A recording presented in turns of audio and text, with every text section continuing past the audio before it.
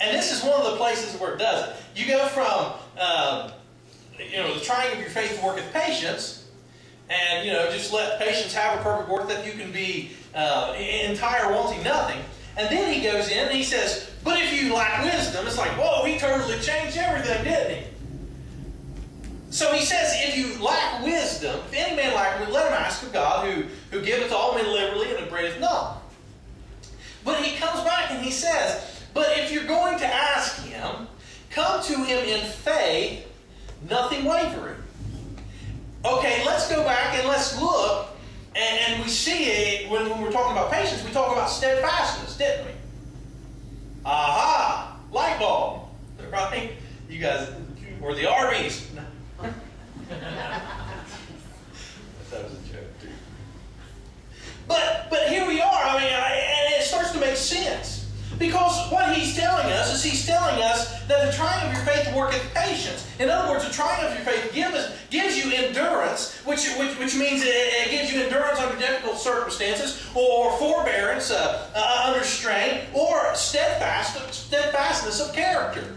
In other words, that means that you're sturdy, you're dependable, you're like a rock. Okay, now he talks about let patience have her perfect work. That you can be perfect, entire, wanting nothing. So he's describing to you one of the things that comes with patience. That entirety, that completeness of spirit. Amen. Now, when you read about perfection in the Bible, you may be surprised to find out that perfection doesn't always mean without flaw. Perfection in the Bible simply means complete. If I had a jigsaw puzzle laying out here in front of me, okay, at that point it's incomplete. I put all the pieces together, I get it where it goes, everything's right. Guess what? The puzzle is perfect. No, it may have a scratch on it, it may have, the picture may not be of the best quality. However, all the pieces are there. It is complete.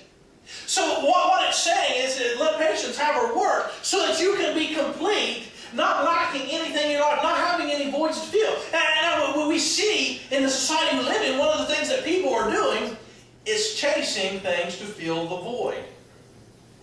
We're plugging things in to fill the hole in our life. We go from one thing to another, to another, to another, to another, to another, trying to plug a hole that's only filled by Jesus. Amen. So he says, the trying of your faith worketh patience. Now, the work of patience is that patience will bring completeness. In other words, when your faith is tried, when you have the endurance, you have Jesus in your heart, in your life, you can be complete. You can attain that, not the perfection without any flaws, but a completeness in your life. Not lacking and having to chase after things. Now, when you get to verse 5, the thought process doesn't change here. He doesn't change topics. He continues on the same thing because he's still talking about what comes with patience. If we understand that patience means to be steadfast. Because these are things that come and comes to a man who asks in faith, nothing wavering. If you're steadfast, are you going to waver? Absolutely not.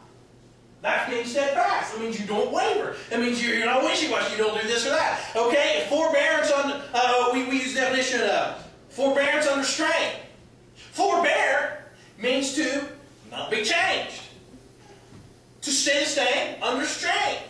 So what? Here we go again. He's describing to us what this man with this particular quality in his life, man or woman, with this particular quality in their life can expect. They can expect completeness, but they can also expect wisdom.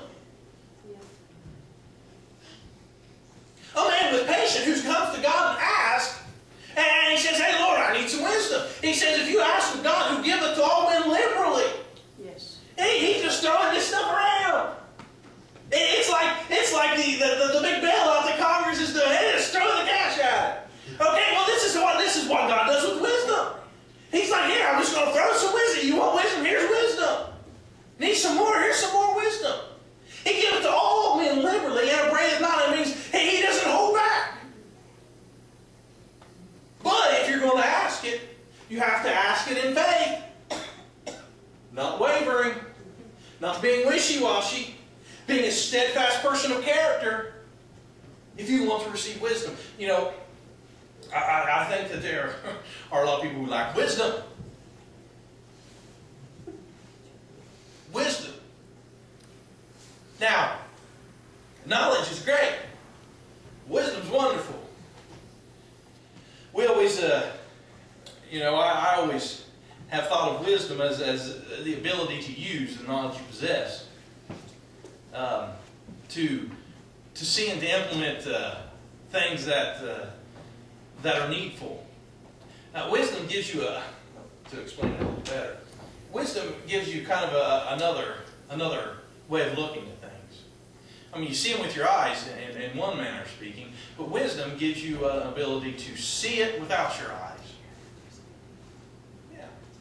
To see a situation and not be so distracted by what you see to understand it. Wisdom is an understanding.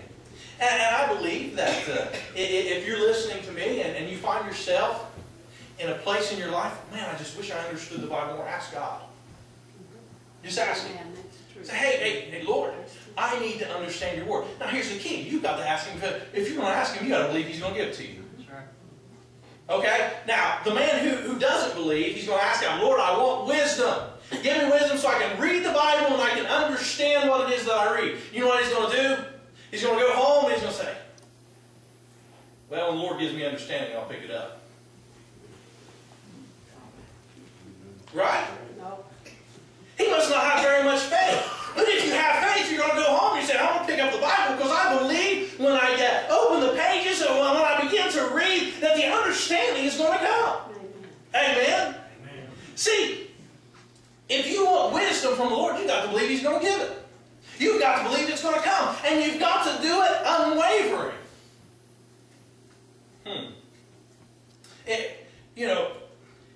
Let's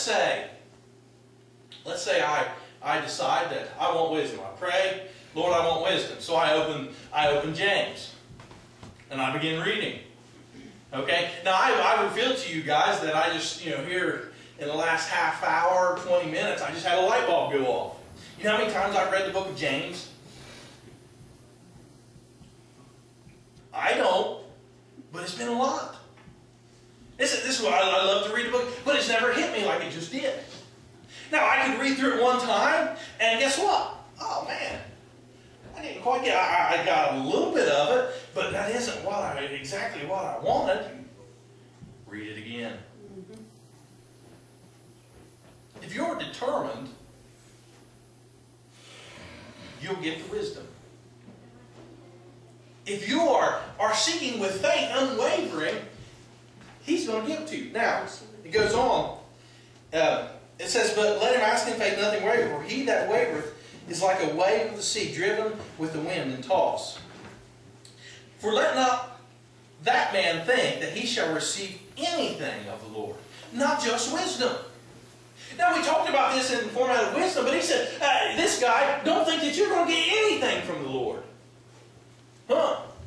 Well, that kind of broadens it. I wasn't real interested in getting wisdom to read the Word of God, but hey, I need a little help with this and a little help with that,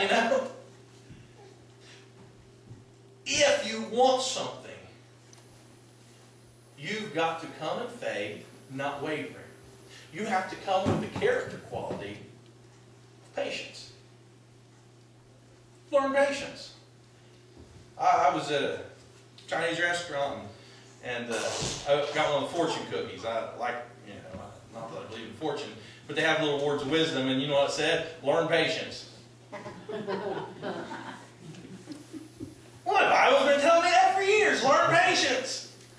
Figure out what patience is. Figure out what it is. Learn it, understand it, and have it in your life. People can't take it away from you. Now listen, I want to get to this. In verse 8, a double-minded man is unstable in all his ways.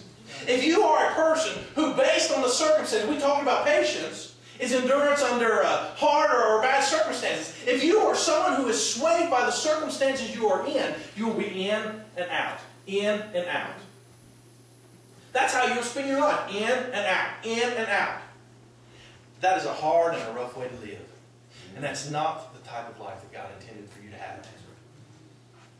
That's not the type of Christian experience that He wants for you.